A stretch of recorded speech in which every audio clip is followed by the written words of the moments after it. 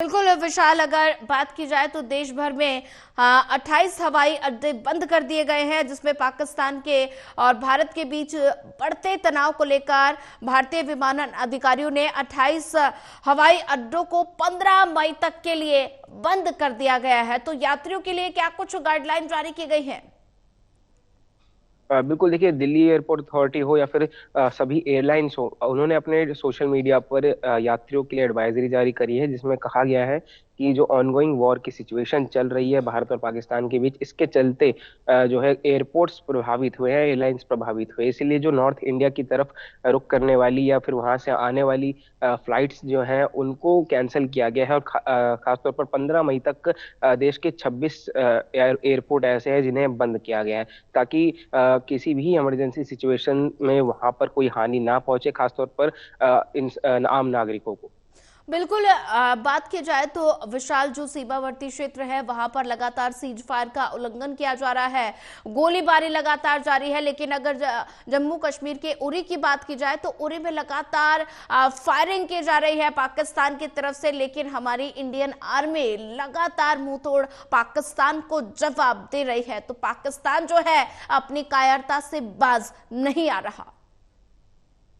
बिल्कुल, पाकिस्तान की तरफ से लगातार जो है कायराना हमले किए जा रहे हैं, चाहे वो ड्रोन्स भेजने की बात हो या फिर मिसाइल्स दागने की बात हो या फिर सीमा पार से गोलीबारी। और हालांकि इन चीजों का कुछ फायदा हो नहीं रहा है, क्योंकि भारतीय सेना हर उनकी कार्रवाई का मुंह तोड़ जवाब देती है। और उनके जो मिसाइल्स जो हमारी सीमा तक पहुंचते हैं, उन्हें हमारी जमीन तक भी पहुंचने नहीं देती भारत की सेना, क्योंकि आसमान में ही उन्हें ध्वस्त कर दिया जाता है।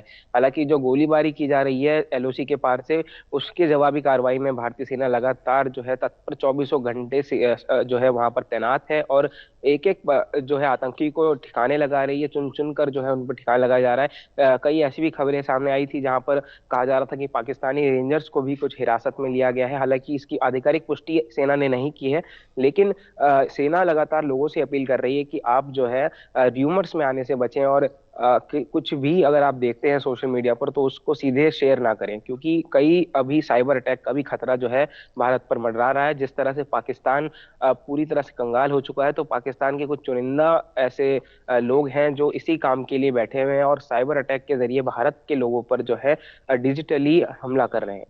बिल्कुल विशाल, अगर जिक्र किया जाए तो ऐसे में साइबर अटैक का खतरा लगातार भारत पर मंडरा रहा है, क्योंकि पाकिस्तान जो है वो लगातार ड्रोन भेजे जा रहा है। और कल भी 400 के करीब ड्रोन भेजे गए, मिसाइल्स भेजे गए, जिसको भारतीय सेना ने हवा में ही ध्वस्त कर दिया। तो ऐसे में अगर जिक्र किया जाए तो लगातार बढ़ते तनाव को लेकर पाकिस्तान एक तरफ तो गुहार लगा रहा है, मदद की गुहार लगा रहा है अन्य वैश्विक स्तर पर, और एक तरफ जो है पाकिस्तान लगातार भारत पर हमला करने की कोशिश कर रहा है। बिल्कुल, पाकिस्तान जो है अब इंटरनेशनल मॉनेटरी फंड से भी, यानी आईएमएफ से लोन मांगने की बात कर रहा है। और ये हवाला दिया जा रहा है कि भारत और पाकिस्तान के बीच जारी तनाव के चलते पाकिस्तान को काफी नुकसान हुआ है, इसीलिए वो वैश्विक स्तर पर जो है अब भीख मांगने पर उतरा है। एक तरफ जहां वो भारत पर लगातार हमले कर रहा है, अपनी अपनी मिसाइलें जो है वो उसका ट्रायल कर रहा है, जो इसका कोई फायदा भी नहीं हो रहा है। और दूसरी ओर जहां उनके देश में पूरी तरह से कंगाली मची हुई है, उसको दूर करने के लिए वो लोन में इजाफे की बात कर रहा है, क्योंकि पहले ही काफी कर्जे में पाकिस्तान डूबा हुआ है। पाकिस्तान का हर एक नागरिक जो है उस पर करोड़ों का कर्जा है।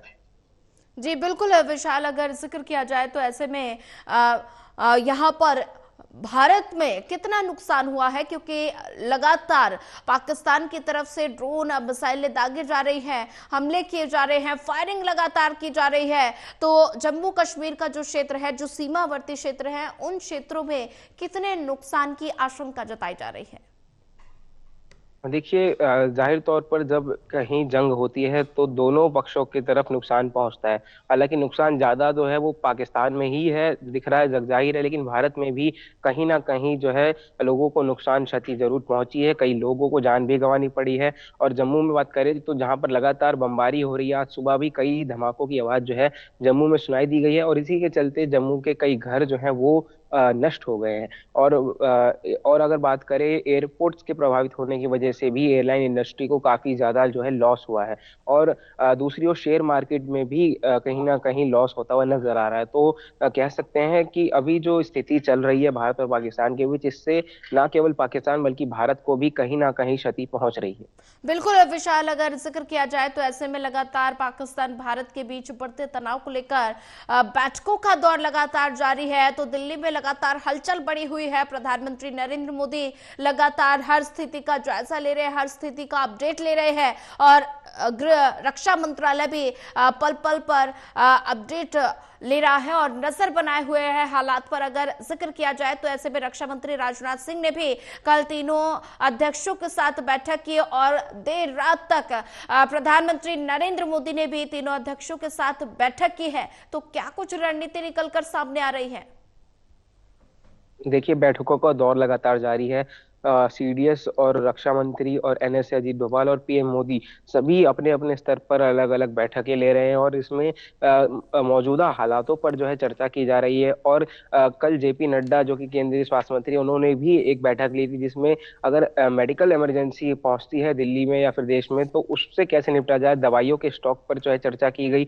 वहीं दूसरी ओर डिफेंस के डीआरडीओ के चीफ से भी जो है डिफेंस मिनिस्टर राजनाथ सिंह की मुलाकात हुई, जिसमें जो डिफेंस का हमारा स्टॉक है, मिसाइल्स का स्टॉक है, गन्स का स्टॉक है, उस पर चर्चा की गई।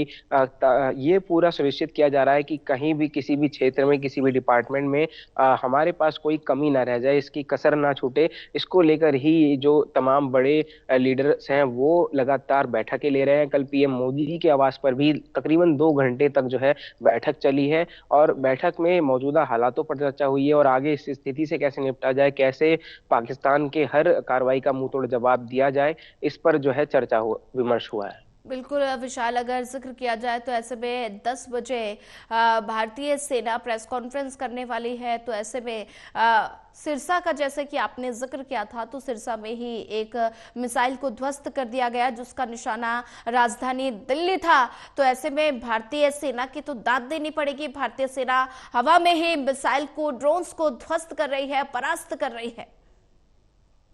बिल्कुल, क्योंकि हमारे पास जो एयर डिफेंस सिस्टम है S-400, जिसे सुदर्शन चक्र के नाम से भी जाना जाता है, जो मारने से पहले बचाने का काम करता है। यानी जब कोई मिसाइल 400 किलोमीटर के रेडियस के अंदर एंटर करती है, उसी दौरान जो S-400 है उसका सिस्टम, रेडार सिस्टम अलर्ट हो जाता है और उस अलर्टनेस में ही जहां से भी मिसाइल आ रही होती है वहां निशाना लगाया जाता है, टारगेट किया जाता है और फिर S-400 के अंदर जो तैनात बैरक मिसाइल्स होती हैं वो एक्टिवेट होती हैं और वो जाकर जो है उस मिसाइल जो कि हमला करने आ रही है उस मिसाइल से टकराती हैं और उसे वहीं आसमान में ही चकनाचूर कर देती हैं। तो ये काफी बेहतर एक सुरक्षा टेक्नोलॉजी जो है हमने रूस से लिया है, ये काफी फायदेमंद साबित हो रहा है। क्योंकि इसी प्रकार जो अगर दूसरे हमारे फाइटिंग विमान की बात करें जिसमें सुखोई S-30 भी शामिल है, उसमें भी वो जो कि ब्रह्मोस को ट्रेवल करता है, लेकर जाता है। तो ऐसे हमारे पास कई सारे घातक मिसाइल्स हैं जो इससे हम अपने देश की रक्षा कर सकते हैं। और यहाँ पर सीधे तौर पर भारतीय सेना, भारतीय वायुसेना और थल सेना, जल सेना, तीनों की यहाँ पर जो है काफी दाद देनी होगी। क्योंकि हमारे दिल्ली तक जो है निशाना बनाया गया था पाकिस्तान की तरफ से, लेकिन एक भी चोट जो है वो दिल्ली में नहीं पहुंची। जी बिल्कुल विशाल, अगर जिक्र किया जाए तो ऐसे में सीमावर्ती क्षेत्रों में सुरक्षा बढ़ा दी गई है। तो ऐसे में अगर जिक्र किया जाए जम्मू कश्मीर, राजस्थान, पंजाब एरिया में और फिरोजपुर में भी जैसे कि तस्वीरें लगातार सामने आई हैं, फिरोजपुर में भी पाकिस्तान की तरफ से हमला किया गया। तो ऐसे में जिसमें क्षति तो पहुंच ही रही है और बात की जाए नुकसान की कितनी आशंका जताई जा रही है? देखिए, जैसे कि हम पहले ही बता रहे थे कि नुकसान दोनों ओर हो रहा है। हालांकि ज्यादा नुकसान ये जग जाहिर है कि पाकिस्तान में तबाही मची हुई है, लेकिन भारत में वैसे हालात नहीं है।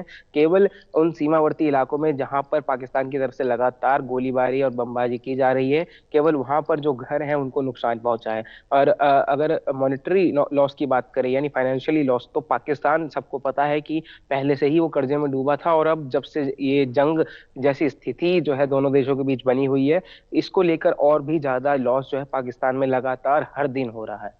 जी बिल्कुल विशाल, बात की जाए तो भारतीय सेना का ऑपरेशन सिंदूर लगातार जारी है और पाकिस्तान को इंडियन आर्मी ने कल चेताया था। एक वीडियो जारी किया गया था जिसमें इंडियन आर्मी की तरफ से बयान भी सामने आया था कि अगर पाकिस्तान ने भारत पर हमला करने की कोशिश की तो इंडियन आर्मी की तरफ से बयान आया कि बलपूर्वक जवाब दिया जाएगा, और जवाब दिया भी जा रहा है। लेकिन पाकिस्तान जो है अपनी हरकत और अपनी जो कायरता है वो लगातार दिखा रहा है। जी बिल्कुल, सभी एक्शन जो पाकिस्तान की तरफ से ले जा रहे हैं उनका रिएक्शन भारत दे रही है, और 3 गुना ज्यादा फोर्स के साथ दे रही है। पाकिस्तान अगर एक मिसाइल लॉन्च करता है तो भारत जो है उसका जवाब 3 गुना तरीके से देती है। और पाकिस्तान के जो भी आतंकी ठिकाने हैं उन पर लगातार जो है हमला किया जा रहा है। पाकिस्तान की सेना जो गोलीबारी कर रही है उसका भी जवाब जो है हमारे एलओसी पर तैनात जवान लगातार दे रहे हैं। और ये जो स्थिति है चौबीसों घंटे जो है जारी है, क्योंकि पाकिस्तान जो है चौबीसों घंटे साजिश रचता रहता है किस तरह से जो है आतंकवाद फैलाया जाए, किस तरह से भारत को नुकसान पहुंचाया जाए। तो उसी को लेकर जो भी पाकिस्तान हमले करता है कायराना, उसका वीरता से शौर्यता से जवाब जो है हमारी वीर सेना देती रही है। जी बिल्कुल, बात की जाए तो विशाल, पंजाब, राजस्थान, जम्मू में सिविलियंस को निशाना बनाने की कोशिश की जा रही है। तो ऐसे में कल भारतीय सेना की तरफ से प्रेस कॉन्फ्रेंस भी हुई थी, जिसके दौरान भारतीय सेना ने कहा कि वो अपने सिविलियंस का प्रयोग कर रहे हैं और जो एयर स्पेस है उसको बंद नहीं किया जा रहा। और इसी तरह पाकिस्तान की तरफ से पंजाब, राजस्थान, जम्मू में सिविलियंस को निशाना बनाने की कोशिश की जा रही है। जी बिल्कुल, क्योंकि पाकिस्तान को पता है वो सीधे तौर पर हमारी भारत की सेना से टकरा नहीं सकता, ना ही मैन फोर्स में ना ही टेक्नोलॉजी में। तो इसीलिए पाकिस्तान को एक नुस्खा पता है कि वो जो है भारत के आम नागरिकों को, जो निहत्थे लोग हैं उनको टारगेट करे। और यही तरीका स्टार्टिंग से हमने देखा है, इतिहास गवाह है, पाकिस्तान शुरुआत से ही यही करता आया है। लेकिन भारत की ऐसी नीति बिल्कुल नहीं है कि वो किसी भी देश के नागरिकों को जो है टारगेट करे। और भारत हमेशा जो है पाकिस्तान के आतंकवाद को ही खत्म करने के लिए बात कहता है। और लगातार भारत की तरफ से कहा जाता है कि आतंकवाद के खिलाफ जीरो टॉलरेंस की नीति को अपनाते हुए हम जो है अपनी सभी कार्रवाई करते हैं, और इसकी वैश्विक स्तर पर सराहना भी की जाती है।